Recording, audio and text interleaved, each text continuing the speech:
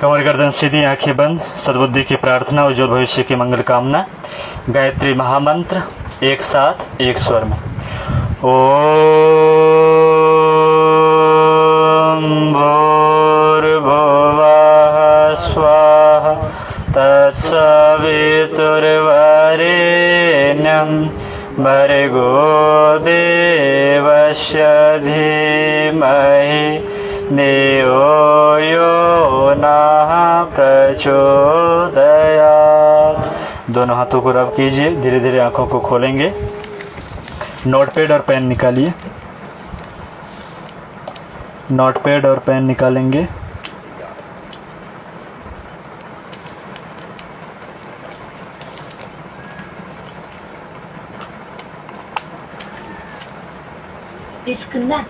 लिखा मैं जैसे आपके पास तो लिखे हुए है ना ये चीज। कौन सा? तो आप नहीं, ये चुन चुन करके लिखवाते हैं ना, सारे चीज़ थोड़ी लिखने हैं आप। लिखने से थोड़ा याद भी हो जाता। चलिए हेडिंग डालिए, आहार चिकित्सा। हेडिंग डालेंगे आहार चिकित्सा।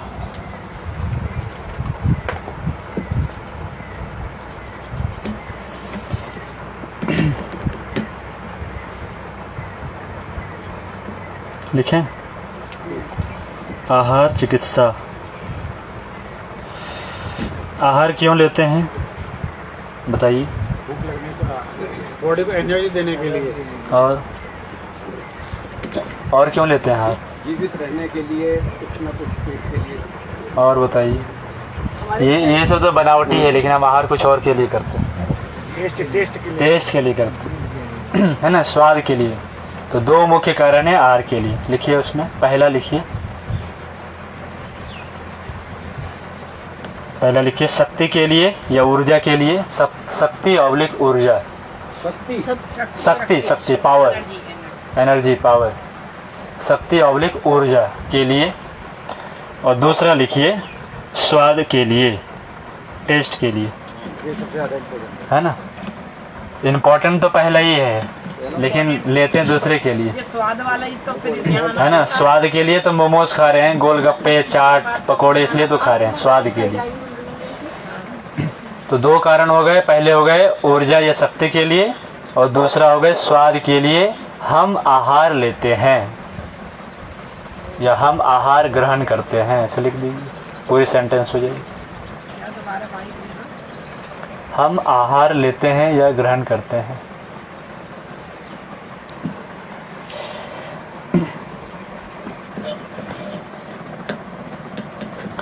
अच्छा, एक सवाल का जवाब दीजिए। भोजन जीवन के लिए है कि जीवन भोजन के लिए है? भोजन जीवन के लिए। भोजन जीवन के लिए। हम लोग करते क्या है? जीने के लिए भोजन, हम लोग जीने के लिए भोजन, खाने के जीने के लिए खाएंगे तो जरा सा ही खाएंगे। जीने के लिए कोई खाना नहीं। चाहिए। हाँ, लेकिन हम लोग उल्टा करते हैं। उल्टा करते हैं, खाने के लिए जीते, बाकी जीने के लिए खाना चाहिए। क्योंकि एक बच्चा था, जब हम लोग हॉस्टल में थे तो जिस लॉज में रहते थे, तो उनके पोते थे। वो क्या किया, मुश्किल से 7-8-9 साल का होगा। वो बड़ी सी थाली में, उसको फरी या मोड़ी क्या बोलते हैं, जो चौक मोड़ी खाते हैं, वो लेकर के पूरे थाली में भरा हुआ और बैठ करके खिड़की के बाहर में खा रहा था।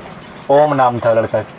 हम लोग बोले ओम क्या हुआ भैया, खाने के लिए जीते हो वो जीने के लिए खाते हो? और वो भी बड़ा पड़ गया सोच में, पूछ क्या रहा है, थोड़ा सा उल्टा है वही। तो बोलता है कि खाने के लिए जीते हैं। उतना लेके बैठा हुआ था ना, एक तो छोटा सा शरीर है और पूरे थाली में लेके बैठा हुआ है, और सब खा भी गया वो। तो हम लोग करते यही हैं कि हम लोग क्या करते हैं, स्वाद में ज्यादा खा लेते हैं। स्वाद में ज्यादा खा। इसलिए कहा गया है कच्चा खाइए, अस्वाद खाइए, कम नमक मिर्च तीखा कम हो तो खाइए। तो हम कम खाएंगे और चबा चबा करके खाएंगे। यदि पके हुए होंगे तो तुरंत जल्दी जल्दी हम लोग खा लेते हैं, अधिक खा लेते हैं हम लोग, है ना। जैसे अभी यहाँ पर जो कच्चे मिल रहे हैं, कल कच्चे मिलेंगे आपको तो बहुत समय लगेंगे खाने में, 15-20-25 मिनट लग जाएंगे चबाने में। आज तो कच्चे नहीं थे, आज तो उबले हुए थे। धीरे धीरे आपको ला रहे हैं।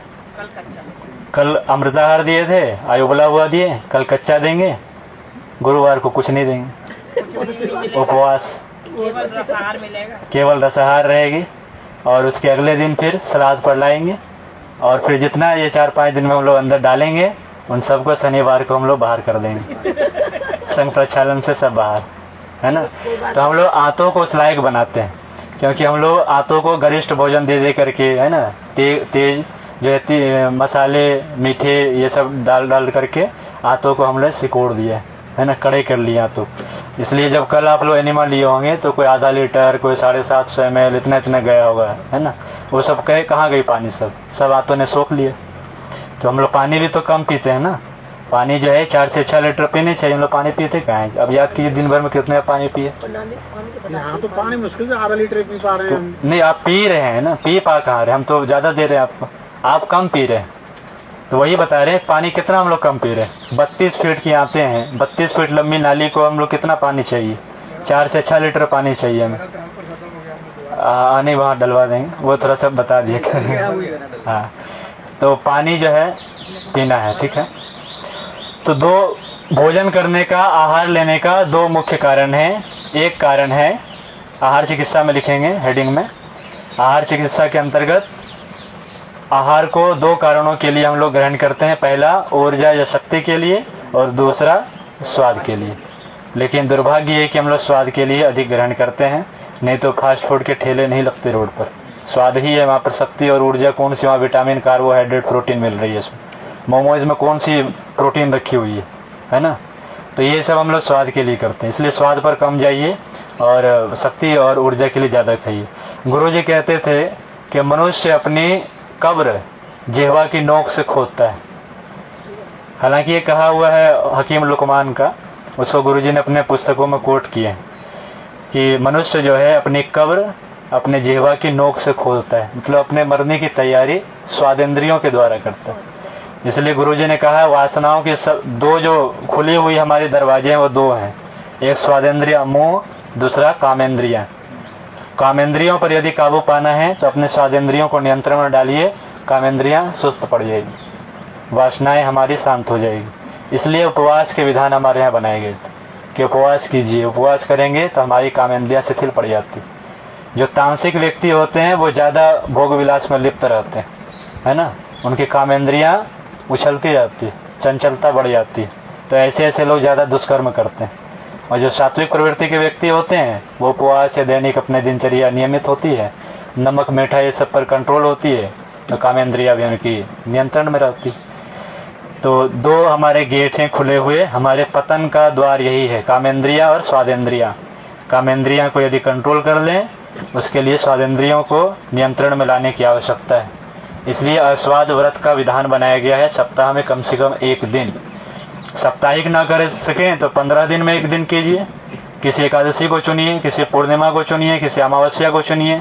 इसलिए प्रारंभ में ही हम बताए थे कि ऋषियों ने आस्था से विज्ञान को जोड़ दिया था कि लोग ऐसे उपवास नहीं करेंगे, लोग यूं ही तुलसी दल का सेवन नहीं करेंगे।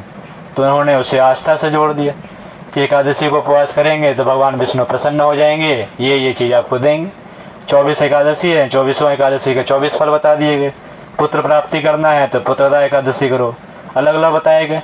उसमें भी भीमसेन बोले हम तो 24 नहीं कर पाएंगे, तो फिर क्या करें, तो निर्जला एकादशी का विधान बताया गया कि बाकी 23 करो ना करो, ये 24वां करो निर्जला एकादशी, पूरे दिन बिना जल और अन्न के रहो। लेकिन ये कब बताया गया था? द्वापर युग में। और द्वापर युग जो था वो जल प्रधान युग था, अपना जल तत्व प्रधान था। उस समय दुर्योधन को तालाब से निकाल करके मारा गया था, तो उस समय लोग जल में बैठ जाते थे घंटों, तो जल तत्व की शुद्धि थी शरीर में। आज के समय का जो युग है वो है पृथ्वी तत्व प्रधान। आज सभी लोग मिट्टी को लवादे को ओढ़े हुए लोग घूम रहे, मोटापा है ना सबको। तो आज का जो युग है वो पृथ्वी तत्व प्रधान है, इसलिए आज जल तत्व वाले उपवास नहीं हो सकते। इसलिए आज लंबे लंबे जलाहार निर्जला उपवास ना किया करें। इसलिए गीता में जो भगवान ने जो उपवास के विधान बताए हैं कि जिस दिन उपवास रहे उस दिन पानी जरूर पिया करें। हम लोग क्या करते हैं, पानी छोड़ देते हैं और अचानक से रात में टूट पड़ते हैं खाने के लिए, जैसे करते हैं ना मोमडन। सब दिन भर रोजा रखेंगे और शाम होते के साथ सब जो है एकदम टूट पड़ते हैं भोजन के लिए। तो उनके कोई वैज्ञानिकता नहीं है उनके उपवास में, है ना। और उनका तो कुछ अलग ही फिलॉसफी है, तो बात ही करना बेकार है। तो अपने यहाँ जो विधान बताया गया उपवास का विज्ञान, वो अपने शरीर के विजातीय तत्वों को जला के भस्म करने के लिए, इसे लंघनम कहते हैं। संस्कृत में एक लंघन शब्द आया है उपवास के लिए। कितना गैप हो जाना चाहिए खाने पीने में वजह से तब उपवास माना जाएगा? उपवास के भी प्रकार हैं, बताएंगे भी, इसी में आएगी सारे उपवास में। उपवास चिकित्सा क्या है, कितने उपवास होते हैं बताएंगे कि जी। कामेंद्रिय और कौन सी? स्वादेंद्रिया, स्वादेंद्रिया और कामेंद्रिया, ये दो हमारे पतन के द्वार हैं। ये यदि हमारे खुले हुए हैं तो हम पतन में ही जाएंगे, नीचे की तरफ हमारा पशु प्रवृत्ति हमारी बढ़ जाएगी। और यदि इस पर हम नियंत्रण कर लेंगे तो फिर देवत्व की ओर यात्रा करेंगे। गुरुदेव कहते थे मनुष्य जो है बीच में लटका हुआ है, ऊपर देवता का मार्ग खुला हुआ है और नीचे पशुता का मार्ग खुला हुआ है।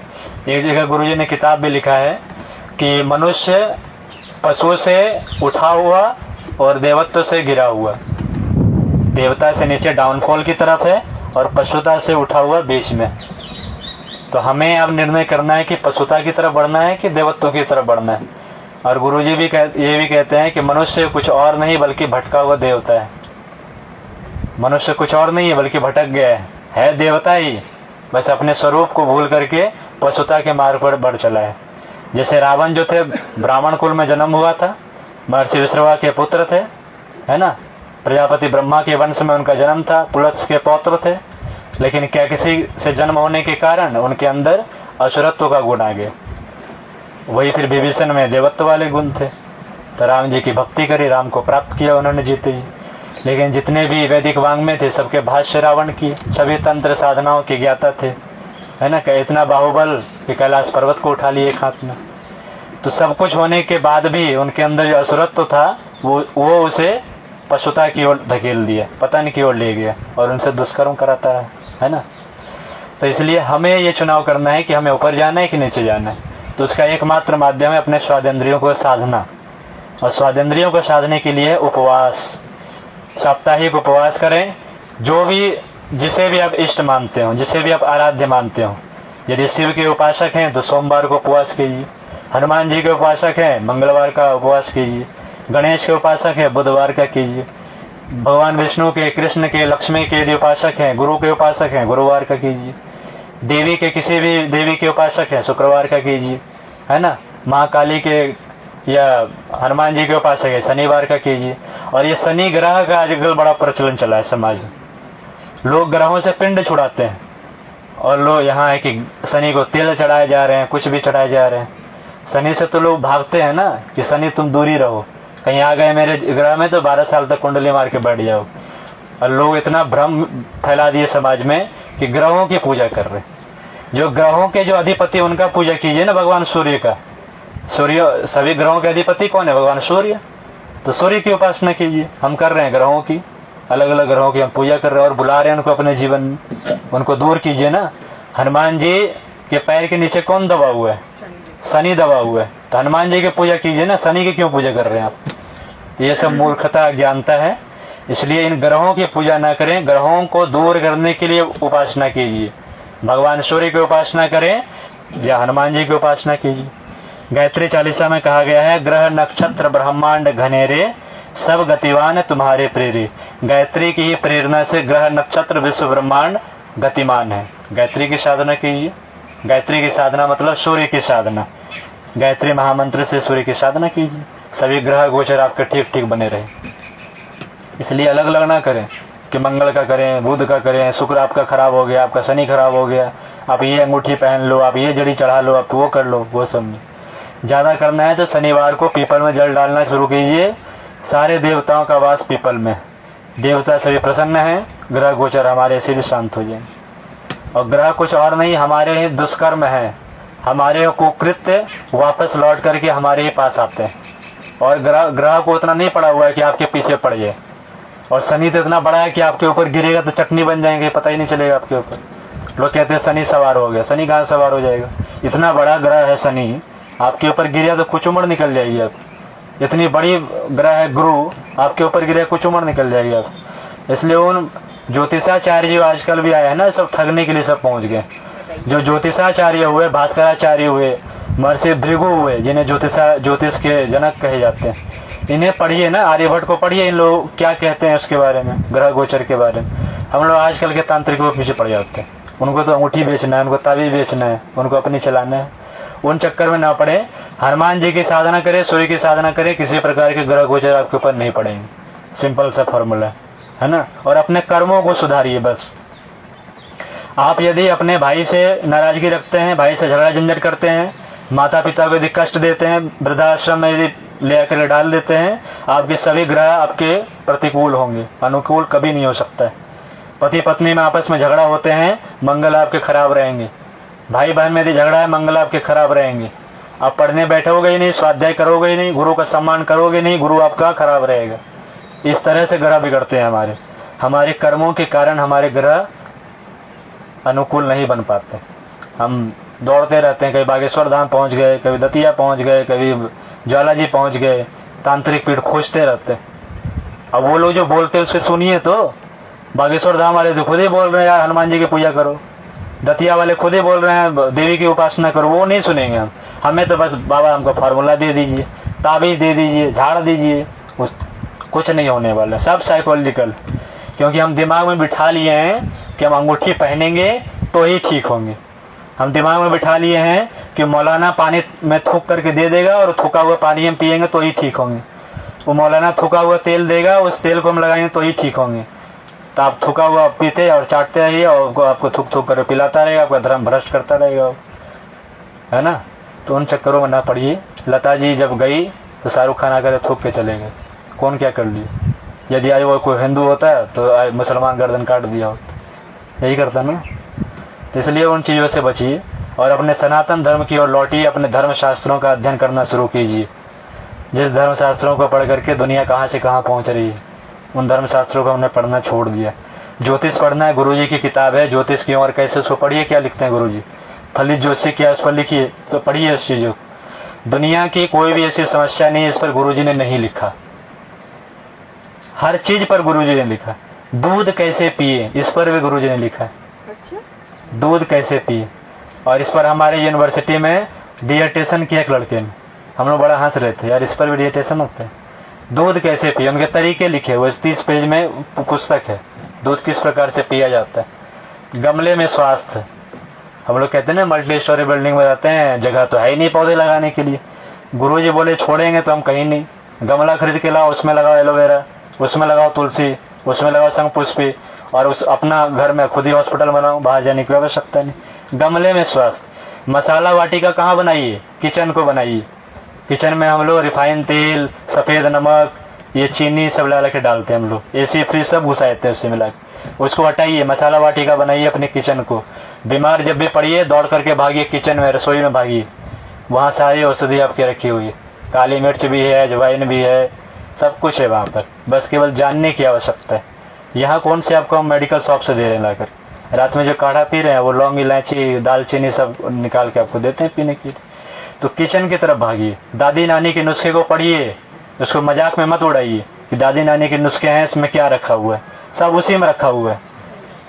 भगवान धन्वंतरी इसको लेकर के प्रकट हुए आयुर्वेद को, मजाक थोड़ी है, हमारी विरासत है ना। भगवान के द्वारा जो चलाई हुई चिकित्सा है वो सनातन चिकित्सा, उसको पढ़ना है। एलोपैथ को तो जनक हैं, वो कहीं ना कहीं से तो पढ़े हैं, और कहाँ से पढ़े, हमारे ही महर्षि सुश्रुत और महर्षि चरक को, महर्षि वाग्भट को पढ़ पढ़ के। और जितने भी आज के समय में जो इंस्ट्रूमेंट है ऑपरेशन के लिए, उन इंस्ट्रूमेंट को एक तरफ रखिए, और आज से 1000 साल पहले के जो इंस्ट्रूमेंट थे हमारी सर्जरी को उसको रखिए, सेम है, कहीं कोई अंतर नहीं। कहाँ से निकालेगी, वहीं से निकालेगी। जॉर्ज पंचम का सब ने नाम सुना है, दिल्ली में उनकी मूर्ति भी थी कुछ समय तक, बाद में तोड़ दिया गया। उनकी नाक कट गई, किसी ने नाक काट दिया, यहाँ घूम रहे थे, गुलाम बनाए हुए थे देश।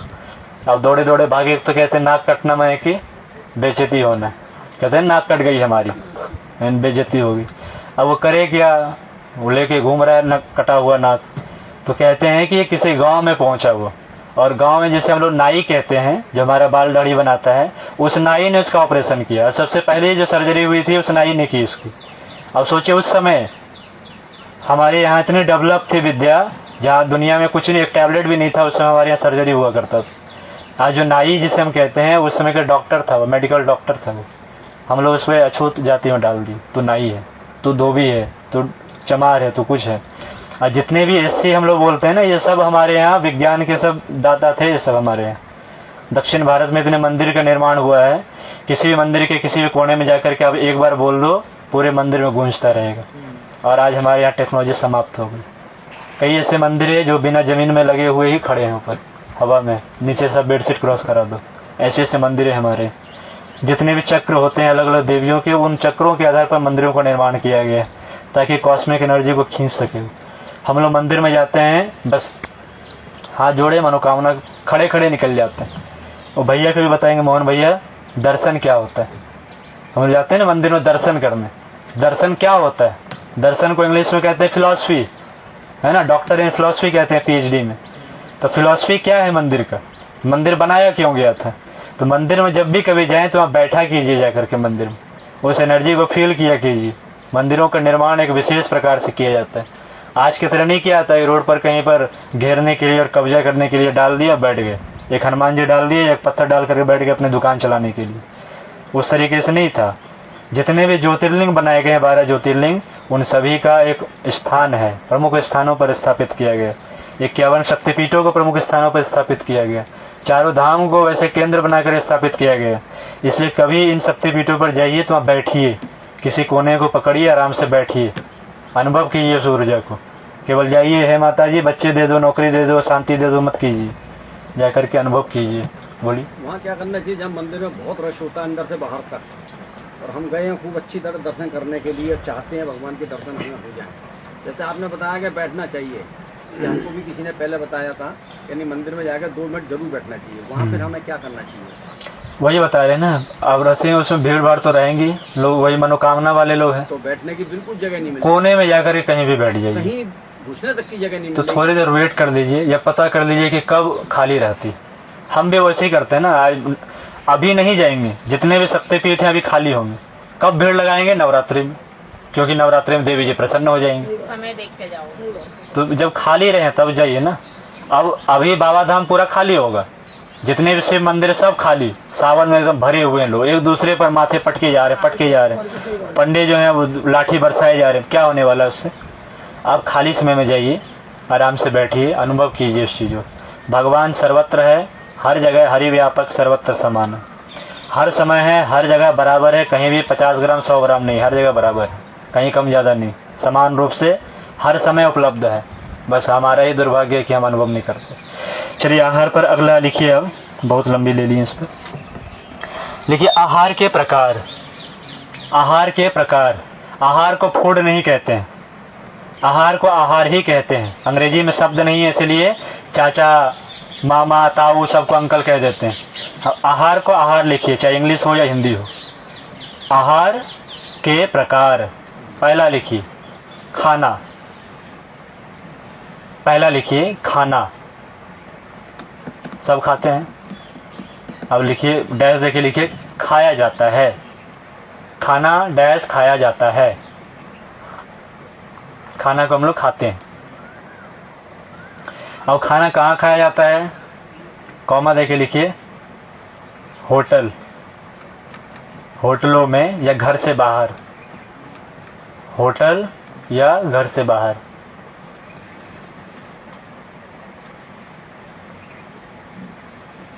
होटल या घर से बाहर, समझ गए? तो घर से बाहर जो भी हम लोग लेते हैं आहार, वो है खाना। और हम लोग यहाँ ही बोल लेते हैं खाना खाए, खाना खाए।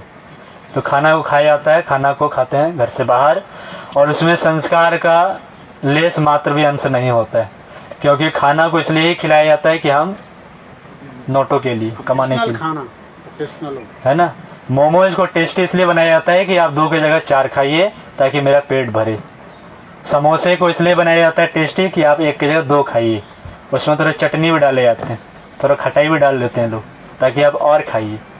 इसलिए यदि जो खाना खाएगा उसके दिमाग में पैसे के अलावा कुछ भी नहीं घूमेगा, क्योंकि उस खाने के साथ एक ही संस्कार जुड़ा है, वो है पैसा। जितने भी लोग होटल में खाएंगे केवल पैसा पैसा पैसा पैसा, उसके अलावा कुछ सूझेगा ही नहीं उनको, क्योंकि वो उस खाना में संस्कार घुसे हैं पैसे के लिए। वो पैसे के लिए आपको खिला रहा है। आप स्वस्थ रहें कि ना रहें, आप रोग आपको हो या ना, उससे कोई लेना देना नहीं।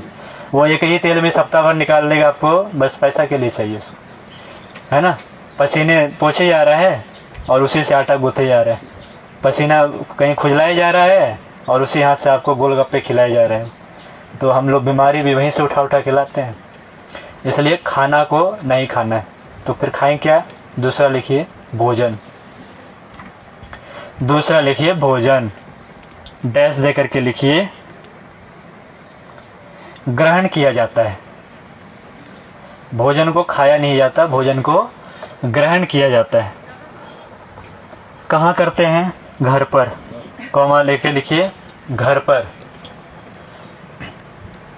अब भोजन घर में कौन बनाएंगे? या तो माँ बनाएगी, या पत्नी बनाएगी, या बेटी बनाएगी, या पति बनाएगा।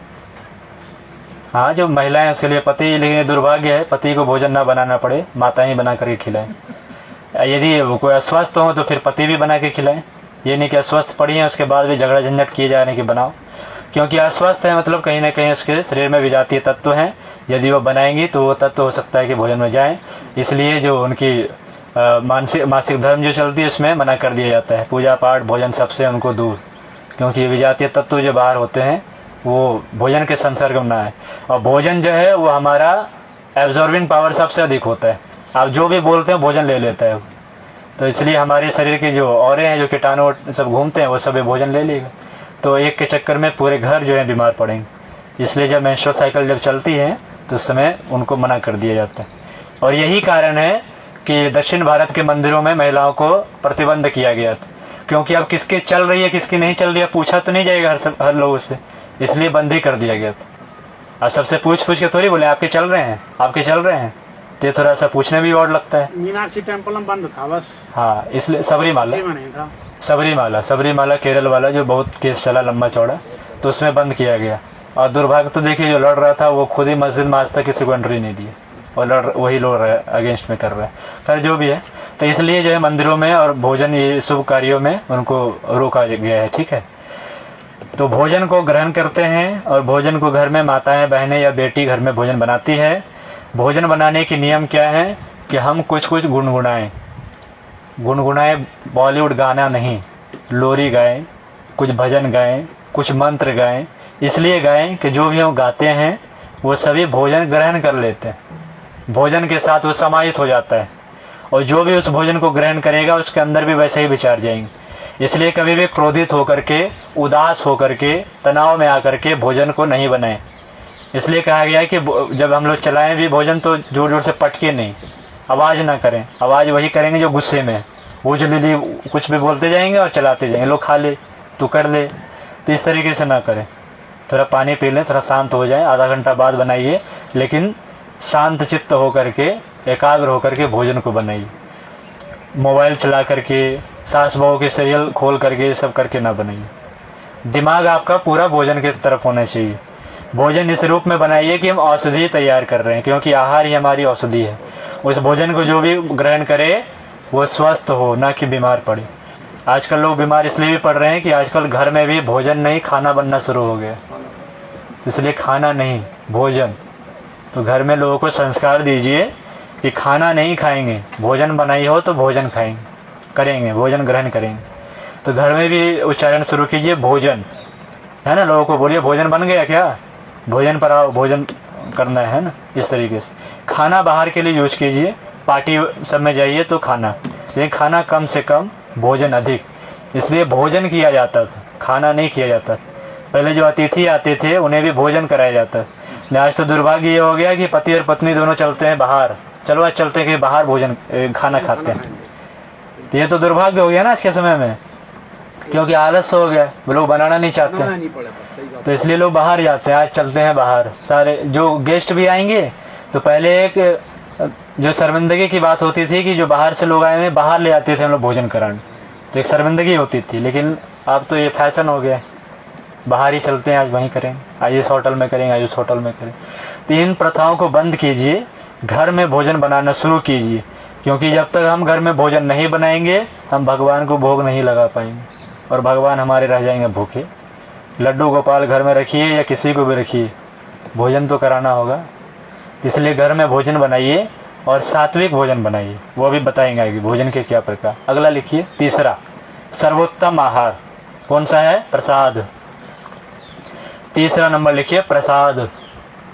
प्रसाद का फुल फॉर्म लिखिए ब्रैकेट में, प्रभु का साक्षात दर्शन। प्रसाद का फुल फॉर्म है प्रभु का साक्षात दर्शन। जब भी प्रसाद मिले, प्रसाद नसीब वालों को ही मिलता है, तो उसे प्रणाम करके श्रद्धा पूर्वक जितना मिले उसे ही प्रसाद समझकर ग्रहण कर लें। तो प्रसाद को न खाया जाता है, न ग्रहण किया जाता है, क्या किया जाता है? प्रसाद को पाया जाता है।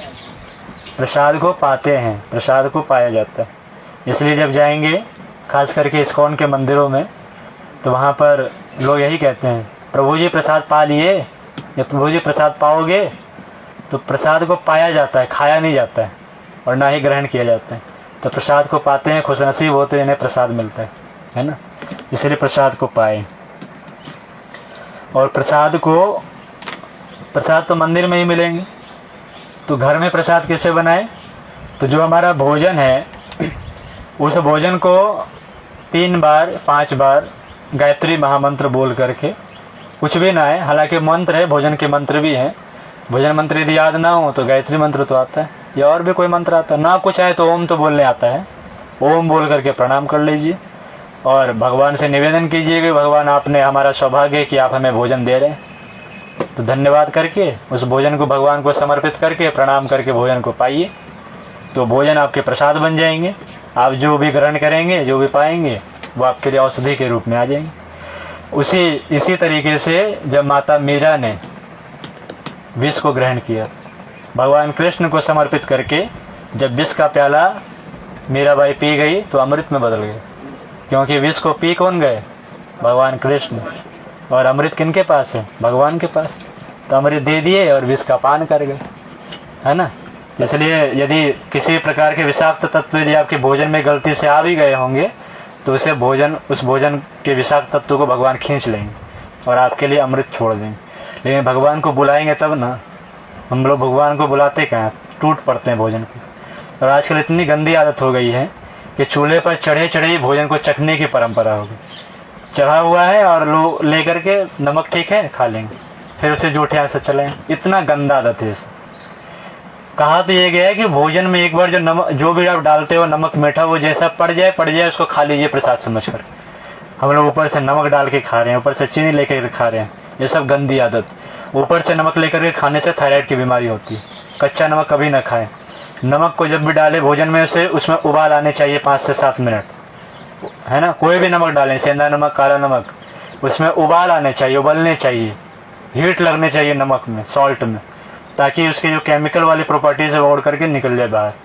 हम भोजन को उबालते इसलिए हैं कि उसकी जो केमिकल प्रॉपर्टीज हैं, जो विषाक्त तत्व यदि इसमें है, तो वो गंध समाप्त हो जाए, इसलिए हम भोजन को उबालते हैं। नहीं तो कच्चा ही खाएंगे ना। कच्चा सबसे अच्छा है। लेकिन हम कच्चा लौकी नहीं खा पाते हैं क्योंकि थोड़ी कड़वी लगती है। करेला कच्चा नहीं खा पाते हैं, कड़वी है। तो उस कड़वेपन को थोड़ा कम करने के लिए हम लोग उसको आग पे चढ़ा देते हैं, है ना। तो खाना नहीं खाना है, इसलिए इस्लाम में कहा जाता है खाना खराब।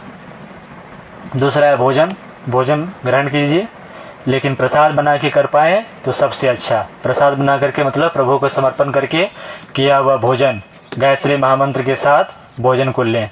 भोजन जब भी करें साथ में गिलास पानी लेकर के बैठिए। पानी से एक बार भोजन की परिक्रमा लगा दें, एक घेरा बना करके, फिर प्रणाम करके श्रद्धा पूर्वक भाव से जमीन पर पालथी मार करके बैठ सके तो सबसे अच्छा पोजीशन। कुर्सी पर भी यदि बैठे तो यदि पालथी मार सके तो पालथी मार के बैठ के भोजन कीजिए। लेकिन कोशिश कीजिए नीचे जमीन पर बैठ करके, पालथी मार करके बैठ करके खाइए। पुराने समय में क्या होता था कि भोजन यदि कर रहे हैं तो कोई आपको देख ना पाए, इस तरीके से भोजन कराते। माताएं बहनें जो होती थी वो अपने दुपट्टे से, अपने आंचल से ढक लेती थी कि कोई उसे देखे ना खाते हुए, क्योंकि खाते हुए जो देखते हैं तो आंखों से तो देखेंगे, और सारी एनर्जी हमारी आंखों में। इन आंखों से हम जैसा देखते हैं वैसी एनर्जी भोजन में चली जाती। पुराने समय में देखते होंगे ना, आंखों से ही अग्नि निकलती थी। आंख में सूर्य और चंद्रमा है ना। आप पुरुष सूक्त का जब मंत्र पढ़ेंगे उसमें सहस्र शीर्षा पुरुष जो मंत्र आए हैं उसमें मंत्र है कि हमारी जो दाईं आंख है उसमें सूर्य है और जो हमारी बाईं आंख है उसमें चंद्रमा है। तो सूर्य और चंद्र हमारी आंखों में। इससे जब हम भोजन को जब देखते हैं तो जिस भाव से हम देखते हैं वो भाव भोजन में चला जाता है। यदि हम अच्छे अच्छे पकवान खा रहे हैं तो व्यक्ति के मन में भी लालसा जगेगी, काश हम भी खाते। इसलिए होटल के सामान को मना किया गया। गुरुजी कहते थे कि होटल में तो खूब अच्छे से लगा के रखते हैं एकदम, है ना, पेठे भी रखे हुए हैं, गुलाब जामुन भी रखे हुए हैं, खीर मोहन भी रखी है, अलग अलग सारे मिठाई रखी हुई। और जो गरीब बच्चे हैं, जो गरीब लोग हैं, जो नहीं खा पाते हैं, वो तो उसको देख करके जीभ ललचा के चले जाते हैं। तो ये जीव जो ललचा के चले जाते हैं, और भाव उस भोजन के साथ जुड़ जाता है, और जो व्यक्ति उस भोजन को ग्रहण करेगा वो भाव फिर उसके साथ चला जाएगा। इसलिए उसे मना किया गया। शीशे के अंदर बंद है तो भी, जो खुले हैं उस पर तो खुलेआम कीड़े मकोड़े और डस्ट पार्टिकल तो बैठे हुए हैं, तो उन सब में जो है बीमारियां घूम रही है। मक्खियां बैठी हुई है, वो उड़ाता रहता है। अब मक्खियों का काम क्या है, कभी वो टट्टी पर भी बैठेगा और भोजन पर भी आकर के वो करके चला जाता है। और उसे ही बड़े चाव से हम लोग जलेबी खा रहे हैं, समोसे खा रहे हैं। तो उन चीज़ों से बचिए, है ना। इन सभी के लिए जागरूकता की आवश्यकता, अवेयरनेस की। समोसे खाने घर में बनाइए, कौन से दिमाग लगाने इसमें, है ना। आटे के समोसे बनाइए, आटे के बनाना है, गेहूं के आटे, मैदे से नहीं बनाना है, ठीक है। चलिए गुरु जी, ये जो आप कह रहे हो कि खाना खाने से पहले मतलब जल छिड़के हम, हाँ, जल के जो विधान है, साइंटिफिक क्या रीजन? साइंटिफिक कारण ये है कि हमारे एटमॉस्फेयर में आसपास में हमेशा कीटाणु घूमते रहते हैं। वो हम बताए ना, जब उसको हम लोग देखना शुरू करेंगे, हर और कीटाणु है। कोई भी ऐसा जगह नहीं, हम लोग कहते हैं ईशावास्य इदम सर्वम यत् किंच जगत्याम जगत, इस संसार के कण कण में ईश्वर का वास है। कोई भी ऐसा संसार में जगह नहीं है जहां पर कि ईश्वर ना हो। पीन के बराबर भी जगह ऐसा खाली नहीं है यहाँ पर कि ईश्वर नहीं है। तो फिर कहने का तात्पर्य क्या है, मतलब हर जगह किसी न किसी प्रकार के जीवाणु, विषाणु या जीव जंतु मौजूद हैं। वो हमारी आंखों से दिख भी रहे हैं, हमारी आंखों से नहीं भी दिख रहे हैं। वो छोटा से छोटा भी है। ईश्वर को कहा गया है कि सूक्ष्म से सूक्ष्म और विराट से विराट है ईश्वर। जब भगवान कृष्ण अर्जुन को दिखाए थे तो विराट से विराट भगवान दिखाए थे, हर और उसे परमात्मा ही दिख रहे थे। जब मधुकैटभ को जब मारा गया था तो मधुकैटभ को भगवान के हर जगह जंघे ही दिख रहे थे, और उस जंघे में ही फंस करके मधुकैटभ मर गया। तो भगवान विराट से विराट है और सूक्ष्म से भी सूक्ष्म है। तो सूक्ष्म से जो सूक्ष्म है वो मौजूद है हमारे यहाँ। तो वो सूक्ष्म जो है कीटाणु विषाणु भी हो सकते हैं। तो जल ऐसा तत्व है, यदि जल की यदि हम परिक्रमा लगा देते हैं तो एक तरह का लक्ष्मण घेरा हो जाता है, बाउंड्री वाल हो जाती। उस जल के घेरे को किसी प्रकार के कीटाणु क्रॉस नहीं कर पाएगा। तो हम थाली के चारों तरफ जब लगाते हैं तो कीटाणु जो है बाहर ही रह जाएगा, वो आपके थाली में प्रवेश नहीं करेगा। इसलिए वो घेरा लगाया जाता है, समझ गए। ये घेरा लगाने का विधान इसलिए कि ताकि किसी प्रकार के, आप करके देखिए ना, जो चींटे हैं उसके सामने आप ऐसे पानी डालिए, देखिए वो आकर के घूम के चला जाएगा। वो जिसको प्रैक्टिकल करके देखिए, कहीं भी चींटी लगी हो वहां पर आप पानी डालिए, वो उसको क्रॉस नहीं करेगा, वो चला जाएगा। हम लोग हवन करते हैं, जब मन कैसे करते हैं उसको? हाँ, उसकी अलग है, वो अलग फिलोसफी है। वो अग्नि और जल का जो है कि अग्नि अपनी मर्यादा का उल्लंघन ना करे, क्योंकि अग्नि और जल जो है विपरीत स्वभाव वाले। जितने भी हमारे कर्मकांड हैं वो व्यक्तित्व निर्माण के फॉर्मूला है, पर्सनैलिटी बिल्डिंग की फॉर्मूला है। वो गुरुजी की बातें हम जब यज्ञ होगी इसमें बताएंगे। तो क्रोध जब भी आए तो जल का सेवन किया करें, हमारे क्रोध शांत हो जाए। क्रोध जो है वो हीट एनर्जी है और पानी जो है कोल्ड एनर्जी। आग को पानी से बुझाया जा सकता है, इसलिए जब भी गुस्सा हो तो पानी पीजिए, थोड़ी देर में आप शांत हो जाएंगे, कूल डाउन हो जाएंगे, है ना। तो इसलिए अग्नि के चारों तरफ जल का घेरा बनाया जाता है ताकि अग्नि अपने मर्यादा को उल्लंघन ना करे। तो ये इसके पीछे फिलॉसफी है। तो 3 प्रकार जो अन्न आहार के थे, खाना, भोजन और प्रसाद, ठीक है। तो 3 प्रकार के हैं। एक और लिख लेंगे, कितने टाइम हो गए? 4:30। ठीक है, अभी 5 मिनट और लेते हैं। तो अभी आप लोगों की महिलाओं की लोकल स्ट्रीम होगी और आप सभी की कटी स्नान और रीड स्नान है ना। हाँ, तो आधे घंटे में हो जाए, 5 मिनट और लेते हैं। देखिए अगला पॉइंट लिखिए। श्रीमद् भगवद गीता में आहार के स्वरूप। श्रीमद् भगवद गीता में आहार के स्वरूप। आहार को ब्रैकेट में भोजन भी लिख सकते हैं। आहार के तो 3 प्रकार हो गए, लेकिन अब जो हम लोग चर्चा करेंगे वो सिर्फ भोजन की, खाना की नहीं, ठीक है। यहाँ आहार का मतलब है भोजन। श्रीमद् भगवद गीता में भोजन का स्वरूप। पहला लिखिए सात्विक। पहला जो स्वरूप है भोजन का वो है सात्विक। सात्विक आहार कौन कौन से आहार होंगे? डैश दे करके लिखिए। अंकुरित, कौमा, ताजे फल सब्जियां। सात्विक आहार में लिखेंगे अंकुरित, कौमा, ताजे फल व सब्जियां, है ना, fresh vegetable and fruit, sprouts. तीसरा लिखेंगे बिना तेल मिर्च युक्त भोजन।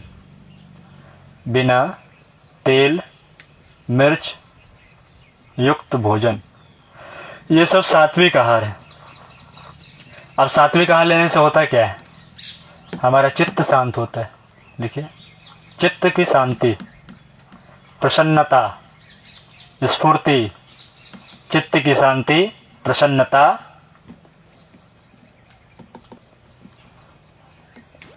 लिखें स्फूर्ति, एनर्जेटिक बने रहते हैं।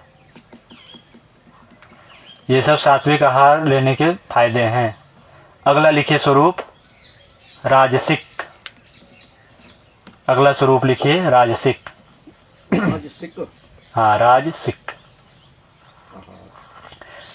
इसमें लिखिए, लिखें घी, मक्खन, लिखें युक्त भोजन।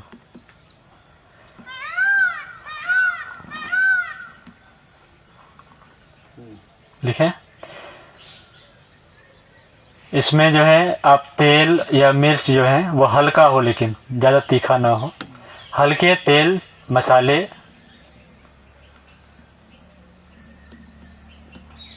कौमा, दूध के बने हुए उत्पाद। दूध के बने हुए जितने प्रोडक्ट्स हैं, अब जितने भी प्रोडक्ट्स का मतलब वो डेयरी प्रोडक्ट्स में नहीं है, वो है ना, जितने भी जैसे खीर बनाते हैं हम लोग, है ना, इस तरह के जो प्रोडक्ट हम लोग बनाते हैं, रायता है। हाँ, तो ये सब जो प्रोडक्ट हैं दूध के, वो सब है राजसिक में। इसके लाभ क्या क्या है? ये हमारे बलिष्ठ बनाता है, बलवान बनाएगा। ये जितने राजा रजवाड़े हैं सब भोजन करते हैं इसको, है ना। शरीर मांसपेशियों को बलिष्ठ बनाने के लिए हम लोग करते हैं कौन सा? राजसिक भोजन।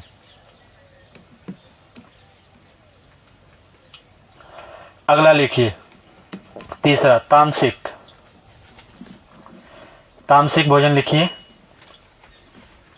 डैश दे करके। तेज तेज तेल मसाले युक्त भोजन। तेज तेल मसाले युक्त भोजन। तेल मसाले मिर्च जितने भी हैं सब युक्त भोजन जो है वो है तामसिक। मांस मछली मदिरा ये सब जो है सब तामसिक हैं। मांस मछली मदिरा अंडा ये सब जो है तामसिक भोजन है।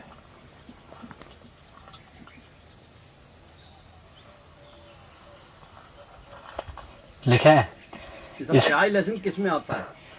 प्याज लहसुन भी तामसिक में ही है। अब क्यों है वो बताएंगे अलग से। प्याज लहसुन भी डाल सकते हैं तामसिक में,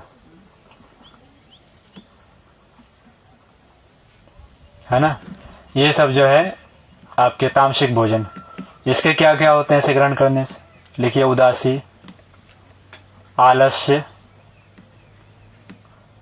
उदासी, आलस्य,